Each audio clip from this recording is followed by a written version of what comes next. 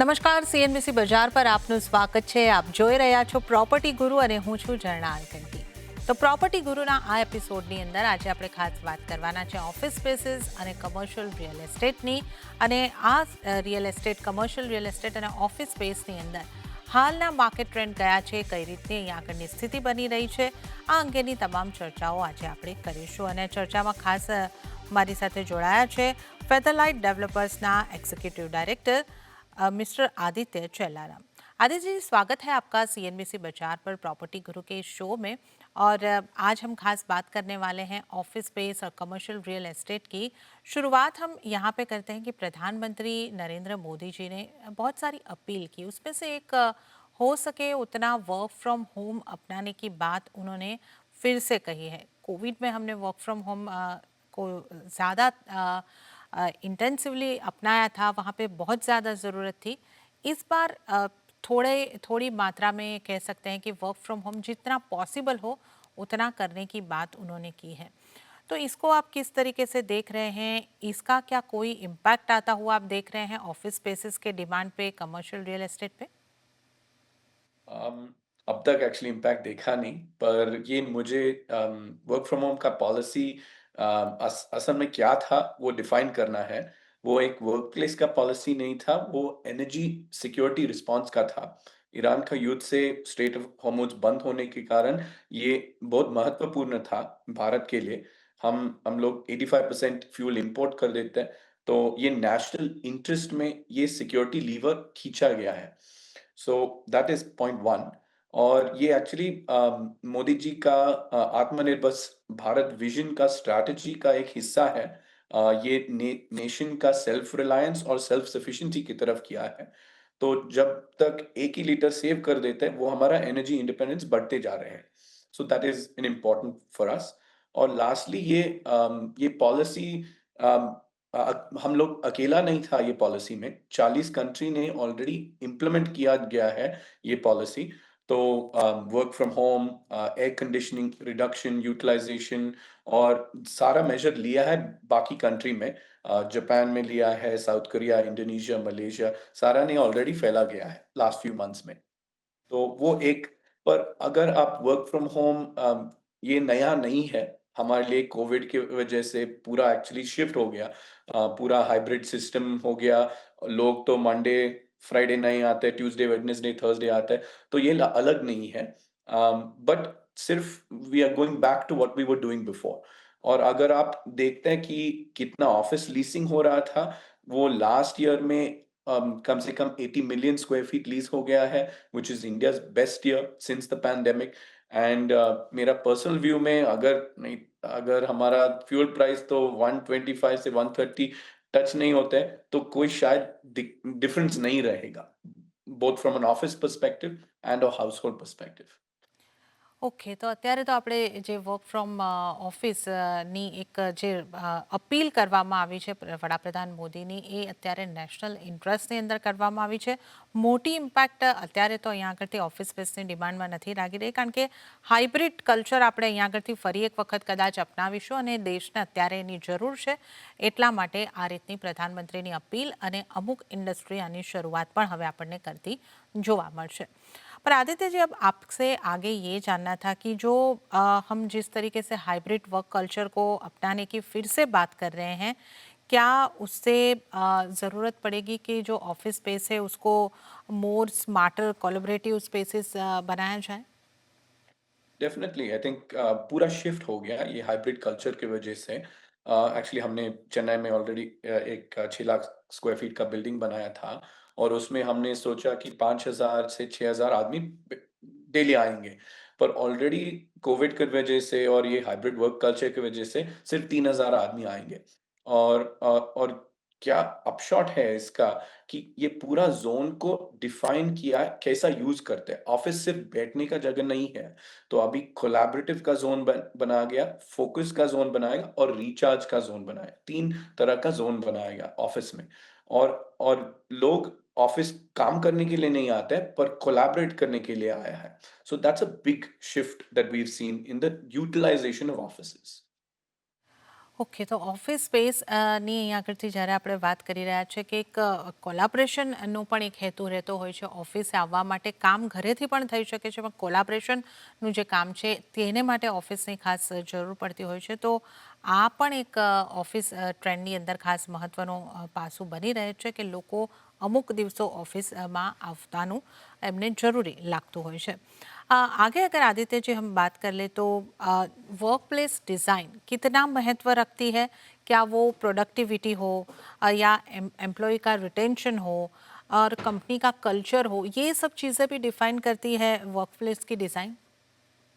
या एक्चुअली पहला जब भी कस्टमर मुझे आता था, पूछता था कि हमारे लिए 200 आदमी का ऑफिस बना दीजिए और इतना वर्क स्टेशन लगा दो, पूरा एफिशिएंसी की वजह से डिज़ाइन किया जा सकता था। पर अभी पूरा शिफ्ट हो गया। वो अभी ऑफिस आपका मेन ब्रांड एसेट हो रहा है। वो आपका मेन कल्चर डिफाइन करने के लिए बनाया जा सकता है। So that is the main change in offices today. और फिर सिर्फ वर्क स्टेशन चेयर नहीं लगा जाता ऑफिस में, वो पुराना वाला क्यूबिकल वो सारा डिजाइन चेंज हो गया। तो अभी कोलैबोरेटिव जोन्स बना रहे हैं, हमारा एक अरीना का प्रोडक्ट है, वो सारा लगा जा सकता है जब जैसा लोग इकट्ठा करके एक्चुअली ब्रेनस्टॉर्म कर सके। So I think that's the major change in office design. और हम लोग एक नया तरीके से डिज़ाइन कर रहे हैं। लोग तो एक ऑफ़िस का फुटप्रिंट लेके 20,000 स्क्वायर फीट में कितना आदमी बिठा सकता है। पर अभी ऑफ़िस को इनसाइड आउट हम डिज़ाइन कर देते हैं कि लोग what is the output required from the office. वो प्लान करके फिर डिज़ाइन करके फिर इंश्योर करके ये 3 ज़ोन, उसका रिचार्ज ज़ोन, उसका कोलैबोरेट का ज़ोन और उसका फ़ोकस का ज़ोन, उसमें मिलाना है। सो थोड़ा शिफ्ट हो गया मे बी लास्ट 5 इयर्स में। ओके, तो आप जिस तरीके से समझा रहे हैं कि अलग-अलग ज़ोन उनका जिस तरीके से फ़ोकस है, तो ये उनकी प्रोडक्टिविटी पे भी इम्पैक्ट करेगा? किस तरीके से आप देख रहे हैं? आप अब ऑफ़िस स्पेस एक जो हम बोलते थे कि एक सिर्फ़ अटेंडेंस के लिए नहीं रही है, पर जो एम्प्लॉयी है उनका एक्सपीरियंस, फ्लेक्सिबिलिटी, इन सब पे भी आप ध्यान दे रहे हैं। इस तरीके की डिमांड ऑफ़िस स्पेस के लिए आप आपको आते हुए दिख रही है? या सो एक्चुअली प्रोडक्टिविटी अगर आप देखा, अभी एआई का बूम हो रहा है, तो यूएस में ऑलरेडी प्रोडक्टिविटी बढ़ते जा रहे हैं। सो लोग सारा मेट्रिक के साथ, सारा एआई के साथ प्रोडक्टिविटी मेजर कर रहे हैं, बट पुराना सेंस में नहीं मेजर कर रहा है, ताकि आउटपुट में मेजर करना है, जितना और नहीं बैठ रहा है, पर कितना काम कर रहे हैं वो टाइम में। So that's the small shift in productivity matrix you can see. Okay, और आगे मैं आपसे ये भी जानना चाहूँगी कि जो जीसीसी आजकल हम देख रहे हैं कि जीसीसी का अच्छा खासा डिमांड हमें कमर्शियल वर्क स्पेस में आता हुआ दिख रहा है। उनके डिमांड कैसे हैं? जो स्टार्टअप को पुश किया जा रहा है, उसके उनकी तरफ से किस तरीके से डिमांड आ रहे हैं? लार्ज कॉरपोरेट्स किस तरीके से मांग रहे हैं? और जो वर्क स्पेस का रीडिज़ाइनिंग है वो कैसे किया जा रहा है? अगर आप जीसीसी का बारे में, ग्लोबल कैपेबिलिटी सेंटर्स, सो वो अभी इंडिया में एक्चुअली जस्ट फैला जा रहा है। So last if you see 20 years से आईटी बूम के वजह से सारा सारा कंपनी इन बैंगलोर में, हैदराबाद में already they've set up the GCC capability centers, global capability centers. Now हमारा देश में अगर 80 मिलियन स्क्वायर फीट है, 30 से 40 तक का comes from GCCs, which is a substantial portion. तो वो लोग उसका देश में 5 दिन काम कर रहे हैं, तो इधर भी 3-4 दिन करेंगे। So they've all set up physical presences here. वो कोलैबोरेशन के लिए, गवर्नेंस के लिए और कल्चर सेट करने के लिए बहुत महत्वपूर्ण है ऑफिस आने के लिए। सो दैट इज़, और पूरा ऑफिस डिज़ाइन जब भी हम लोग गूगल का ऑफिस किया और अमेज़न का ऑफिस किया। So when they coming to plan their offices, it is very, they start from a culture setting. तो वो बहुत इम्पोर्टेंट है। वो डबल डाउन फोकस कर रहा है उसका कल्चर ऑफ और डिजाइन के की वजह से, नॉट जस्ट जितना आदमी बैठ सकते हैं इसमें ऑफिस में। ઓકે, તો ઓફિસ ડિઝાઇનનું પણ ખાસું મહત્ત્વ અહીંયા આગળથી વધતું આપણને જોવા મળી રહ્યું છે. અ, મેક્સિમમ કેટલા એમ્પ્લોયી આવી શકે, નંબર ઓફ એમ્પ્લોયી નહીં, પણ કઈ રીતનું કલ્ચર ત્યાં બની રહ્યું છે, કઈ રીતના એક્સપિરિયન્સ એમ્પ્લોયીઝને મળશે, એના ઉપર તમામ જે ડિઝાઇનિંગ છે એનું ધ્યાન અહીં આગળથી આપવામાં આવી રહ્યું છે. અને આપણે જે રીતે વાત કરી, કોલોબરેશન સ્પેસ એક અલગ, ફોકસ સ્પેસ એક અલગ, આ રીતની ઓફિસ સ્પેસ અહીં આગળથી હવે આપણને બનતી જોવા મળી રહી છે.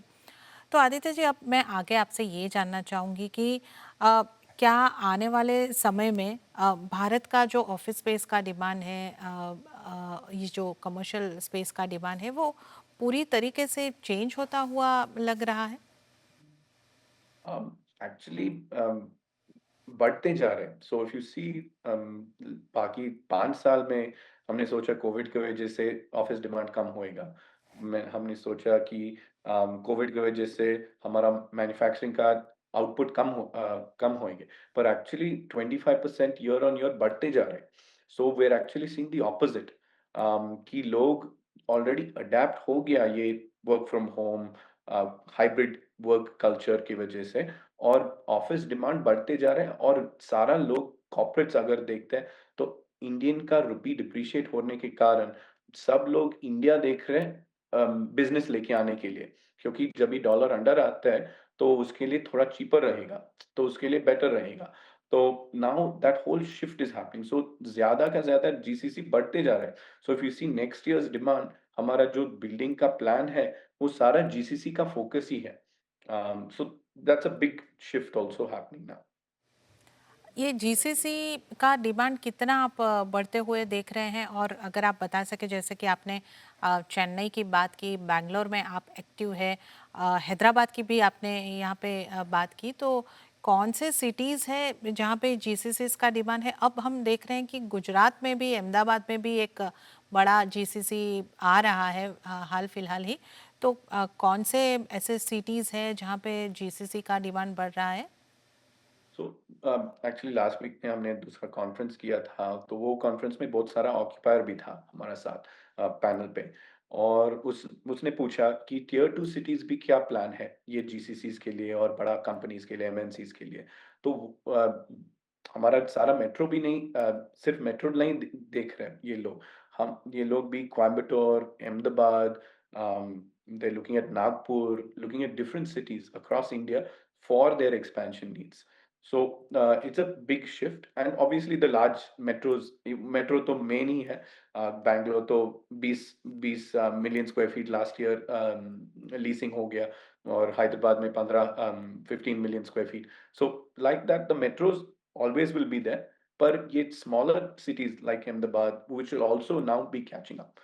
Pune, ये ऐसा city, yeah.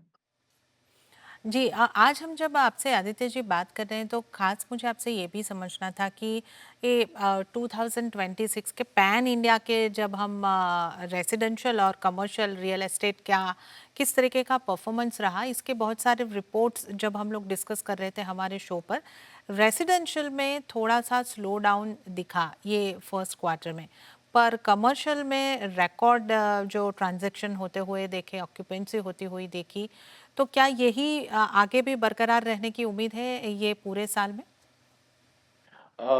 कमर्शियल का एक साइकिल होता है, तो हर साल जब भी कंपनी का प्लानिंग रहता है, वो अक्टूबर से दिसंबर कर देता है और जैन से क्योंकि यूएस का कंपनी जैन से स्टार्ट होता है, हमारा फाइनेंशियल ईयर नहीं फॉलो कर देते हैं।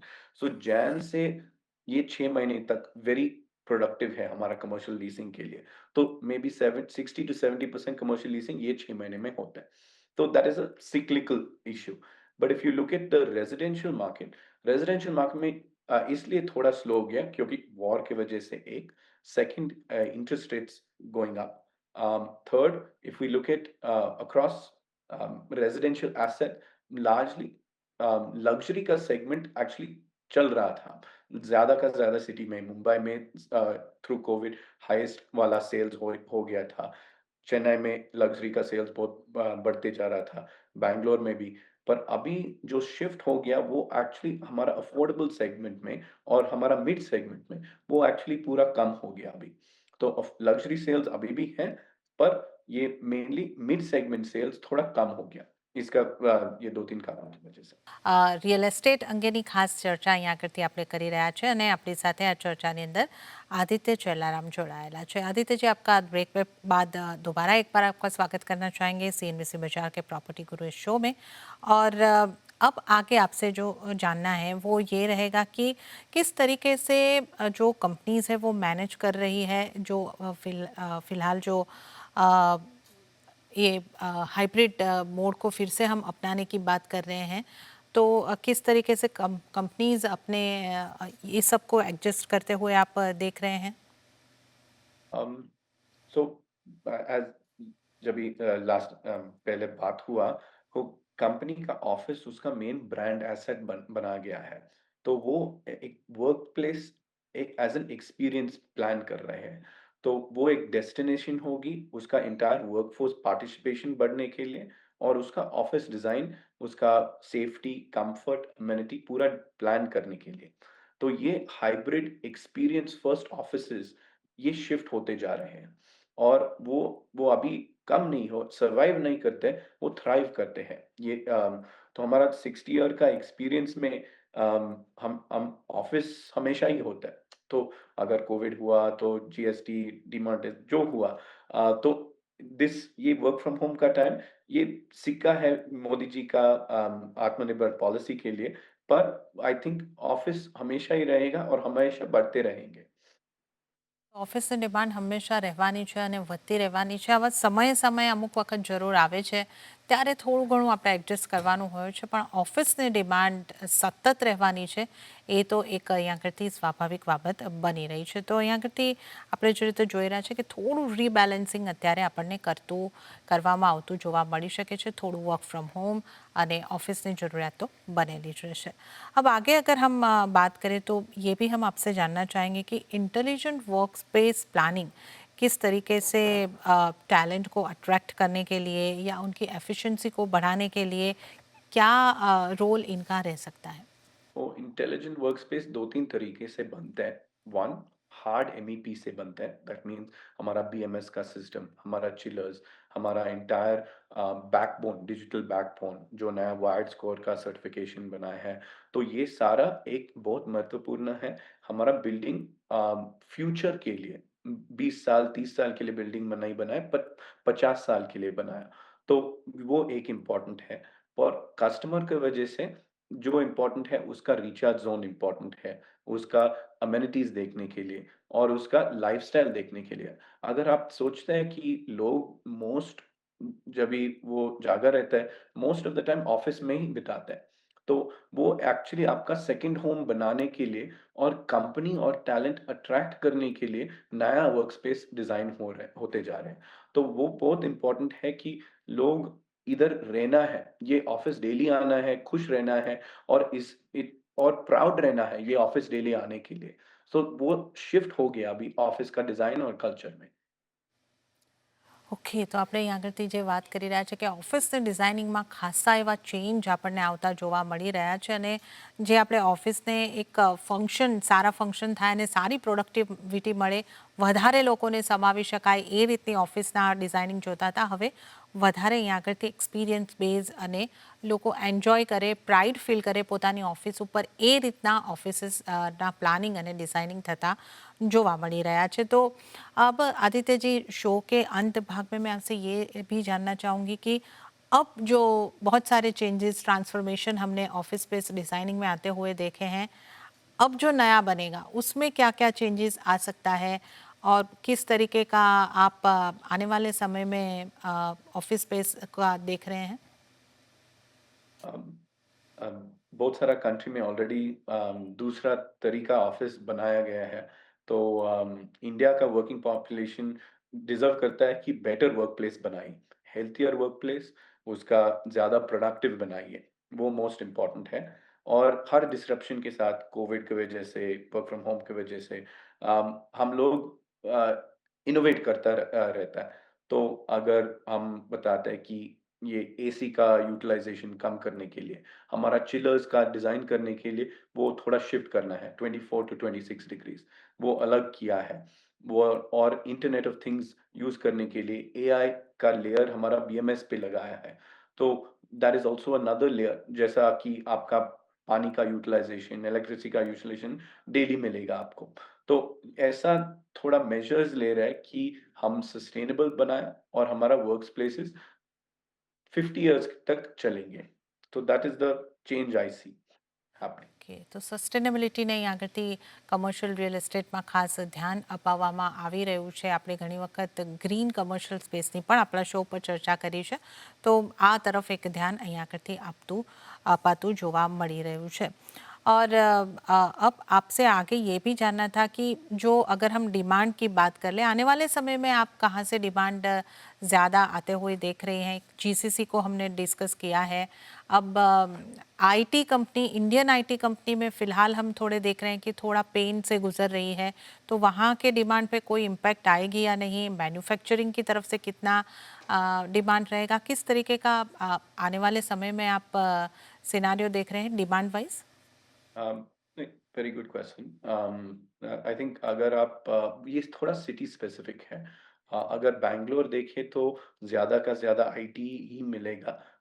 बड़ा जो आईटी कंपनी जो मिलियन 5-10 मिलियन का स्क्वायर फीट है, वो थोड़ा एआई की वजह से सोच रहे हैं कैसा फुटप्रिंट को ऑप्टिमाइज करने के लिए, और उसका जो बिल्डिंग भाड़े पे लिया है वो वापस देने के लिए, और उसका जो ओन्ड एसेट है वो रख लेंगे। वो एक शिफ्ट हो रहा है। नहीं तो जीसीसी और मैन्युफैक्चरिंग कंपनी, हमारा चेन्नई का एसेट अगर देखा तो 70% मैन्युफैक्चरिंग कंपनी ही है, पर उसका आईटी सर्विसेज का ऑपरेशन में है। तो ये थोड़ा सिटी स्पेसिफिक का क्वेश्चन है। और अगर आप अहमदाबाद देखा तो lot of companies coming to GIFT city, lot of people, financial hubs like hedge funds, वो सारा उधर सेटअप जाता है। सो लाइक दैट सिटी की वजह से डिमांड होते जा रहे हैं। और अगर आप मुंबई देखें तो नवी मुंबई एक सेपरेट माइक्रो मार्केट बन गया, बीकेसी एक सेपरेट माइक्रो मार्केट बन गया, और आइलैंड सिटी भी एक सेपरेट माइक्रो मार्केट बन गया। तो demand will continue to grow, but from various sectors. And एक इम्पॉर्टेंट सेक्टर हमने ऑलरेडी नहीं मेंशन किया इज फ्लेक्स। फ्लेक्स का मतलब कोवर्किंग या मैनेज्ड ऑफिस स्पेस। ये अभी 20 to 25% leasing out of the 80 million square feet flex की वजह से हो रहा है। और ये flex back to back deal हमारा एंड टेनेंट के साथ करता है। तो वो पर सीट बेसिस में रेंट आउट करते जा रहे हैं, और वो सारा का सारा सर्विसेज मिला के इकट्ठा करके एक कस्टमर को दिया है। तो कस्टमर को उसका एक्सपीरियंस सिंप्लीफाई हो जाता है ऑफिस लेने में। ઓકે, તો આપણે અલગ અલગ જગ્યાએથી જે ડિમાન્ડ છે એ ખાસ અહીંયા આગળથી આવતી જોઈ રહ્યા છે. તો જીસીસી, મેન્યુફેક્ચરિંગ, આઈટીઆઈ ઇન્ડસ્ટ્રીની આપણે ઘણી વાતો કરી છે. મેનેજ ઓફિસ એ હવે આજના સમયનો ट्रेंड यहाँ करती बनतो जोवा मળી રહ્યો છે. पर आदित्य जी, आज के एपिसोड में हम आज के लिए हम इतनी ही बातें कर पाएंगे. आगे और शायद हम मैनेज ऑफिस के बारे में इन डिटेल भी बातें करेंगे. पर आज के लिए हमारे शो में जुड़ने के लिए आपका बहुत बहुत धन्यवाद.